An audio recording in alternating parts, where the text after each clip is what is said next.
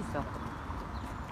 On dirait que c'était préparé pour faire la photo, tu sais, des mariés qui sont là. Tu trouves pas? Je trouve que c'est très très beau. Et cet arbre est magnifique.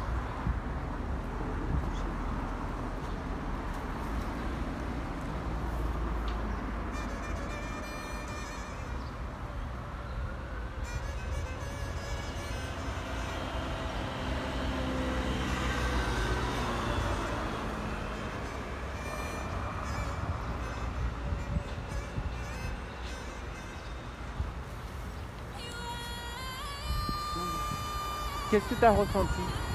J'ai senti, comme à chaque fois, quand je pose ma main sur un arbre, déjà la vibration de l'arbre, une sorte de petite vibration qui passe dans mes mains, puis un apaisement intérieur.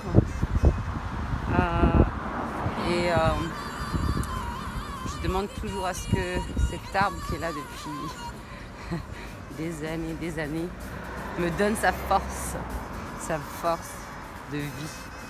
Alors, on peut penser tout ce qu'on veut dans ce mot-là, force de vie. Pour moi, la force de vie, c'est sa capacité à être toujours debout, malgré le fait qu'il soit entouré de béton. Donc pour moi, c'est exactement la même chose. Dans la vie, tu es entouré de plein de choses qui ne te conviennent pas forcément, avec lesquelles tu dois composer. Donc ça fait un petit peu cette analogie-là.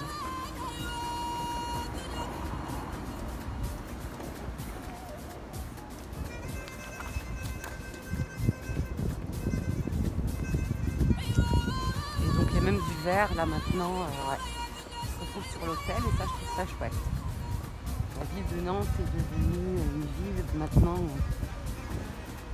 très écolo et j'en suis ravie.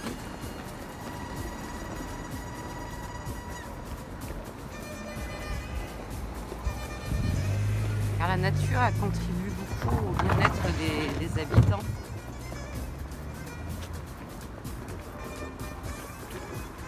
Donc de voir cette verdure là sur la façade du Mercure Hotel, c'est une invitation quand même pour dire voilà, nous sommes quand même dans un lieu où nous essayons malgré tout, les bâtiments sont faire en sorte de faire un espèce de miroir avec les arbres qui sont en face là.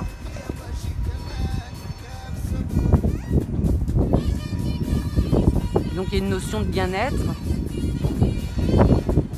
Maintenant je sais pas, je n'ai jamais séjourné dans cet hôtel-là, je sais pas si c'est réel ce que je dis.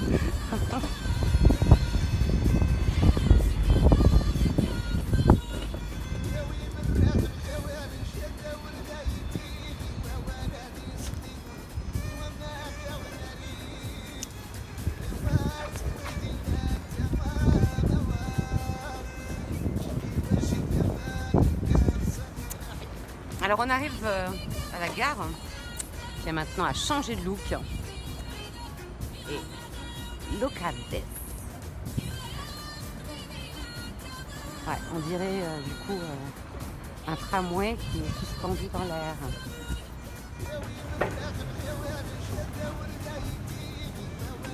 Voilà la nouvelle gare de Nantes, elle est super belle.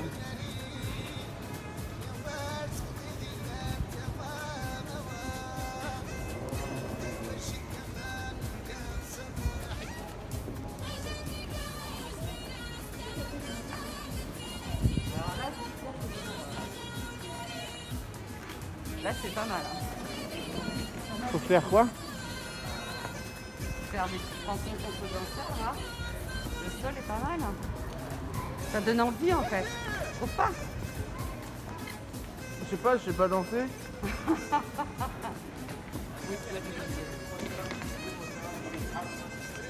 Pas mal non? Ah, t'es une danseuse toi. Si peu. Je savais pas que tu savais danser.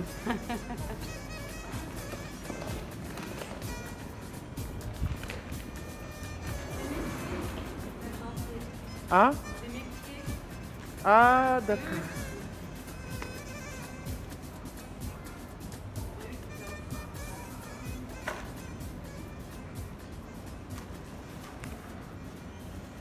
C'est eux. Alors tu fais de la chanson, toi? De la chanson, non, pas de la chanson. Je fais de la musique, pas de la Ah, tu chanson. fais de la Parce musique. que la chanson, c'est réducteur quand même. De la musique, c'est beaucoup plus large, parce que du coup, je crée aussi bien de la musique électronique que de la musique traditionnelle, parce que j'aime beaucoup le traditionnel. Donc j'utilise forcément des logiciels avec des sons samplés, où je joue du piano.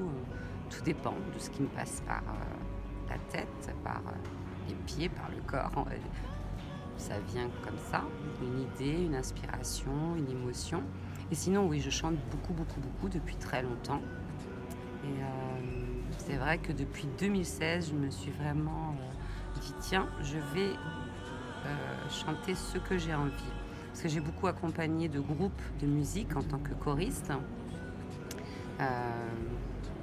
Voilà, dans ma vie d'artiste, c'est quelque chose que j'ai fait. J'ai beaucoup travaillé la voix, j'ai fait aussi beaucoup de choses et d'autres avec cette voix un peu particulière qu'est la mienne. J'ai fait du théâtre, j'ai fait de la voix pour la publicité, des doublages, etc., etc., de la radio. Mais le chant, ça a toujours été une passion. Donc j'avais la danse et la musique. Et puis quand j'étais plus jeune, j'ai fait les 3 disciplines, hein. Le chant, je faisais du gospel. De la danse, du coup, je faisais du jazz. Et puis, après avoir fait du classique, bien sûr. Et je faisais du théâtre aussi. Et en même temps, je faisais beaucoup de sport. Et donc, il a fallu choisir à un moment donné. Qu'est-ce que je développe? Quelle est la voie que je développe le plus? Bien que j'avais conscience que j'utiliserais tout, en fait, tout ce que j'aime, mais il fallait quand même que je m'arrête sur un art bien particulier et que je le développe et que je me développe aussi à l'intérieur de cet art. Donc c'est vrai que j'ai choisi la danse quand je suis arrivée à Nantes pour mes études en 1991-92. Je suis arrivée, du coup je suis allée au conservatoire de théâtre. J'ai passé une semaine et puis je me suis dit non, c'est pas ce que je recherche. Je ferai du théâtre plus tard. Et là, j'ai eu l'appel de la danse de chez moi, de ma culture. Je sais pas pourquoi. J'ai envie de... les danses du monde arabe. J'ai eu envie de me pencher sur ça. Et donc là, j'ai commencé à lire. Il n'y avait pas grand-chose à l'époque. Il n'y a pas beaucoup d'ouvrages traitant des danses du monde arabe, mais j'en ai trouvé quand même quelques-uns. Et puis je me suis dit, j'ai envie de travailler cette danse et de la transmettre, parce qu'en fait, je me suis aperçue qu'elle était pas à sa place. Elle était dans une place qui ne me convenait pas. Le regard posé sur cette danse, la danse orientale, qui englobe toutes les danses du monde arabe, hein, j'appelle ça la danse orientale, du Moyen-Orient. Elle regroupe beaucoup de danses et de courants différents. On peut retrouver de la danse indienne, de la danse tzigane. Et donc tout ça, ça m'a quand même questionnée. Alors, il faut savoir qu'à l'époque, je suis arrivée pour faire des études de sociologie, pour plus tard faire de l'anthropologie et de l'ethnologie. Donc j'étais déjà un petit peu aussi quelque part dans mon domaine, chercher pourquoi, comment. Mais ça m'a pris quelques mois pour aussi essayer de décortiquer la danse orientale pour pouvoir la transmettre et l'enseigner. pour tester une pédagogie. Tu parles des danses au monde arabe. Est-ce que tu es arabe? Toutes ces grandes questions. Grande question. Si je te réponds sincèrement, non, je suis pas arabe. Alors pourquoi je suis pas arabe? Parce que je suis née au Maroc et que du coup on est dans le Maghreb. Donc effectivement, pour moi, les personnes qui sont arabes, ce sont les personnes qui sont d'Arabie Saoudite. Là, oui, je serais née en Arabie Saoudite, oui, là, je te dirais oui, je suis arabe. Là, je te dis non. Alors non, je suis pas arabe. J'ai effectivement bénéficié de la culture arabe et qui m'a enrichi beaucoup. Mais je suis berbère d'abord, avant tout. Et donc, berbère, c'est effectivement aussi ce peuple qui vit dans ce Maghreb, aussi bien en Algérie qu'au Maroc, qu'en Mauritanie. Puis ce sont des tribus qui se sont déplacées, ce sont des nomades. Et je me sens un petit... si je dis que je suis berbère, c'est que je ressens vraiment ce côté berbère, nomade, dans le sens où j'ai toujours aimé voyager, bouger, et que s'installer dans un endroit toute une vie, c'est pas quelque chose qui m'a attirée, qui m'attire, enfin ça m'attire toujours pas d'ailleurs.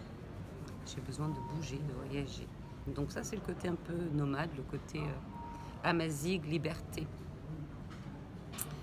Donc pour te répondre, non, je suis pas arabe, mais par contre, effectivement, j'ai eu dans toute mon enfance, effectivement, cette influence dans la vie de tous les jours. Je vois pas qui m'appelle. On entend une sonnerie, mais je vois pas qui. C'est qui? C'est bizarre, hein, ça sonne, mais il n'y a personne. Ah, d'accord, précis. Oui, mais je fais comment? Alors je vais la rappeler. Tu coupes, parce que je vais la rappeler. Parce que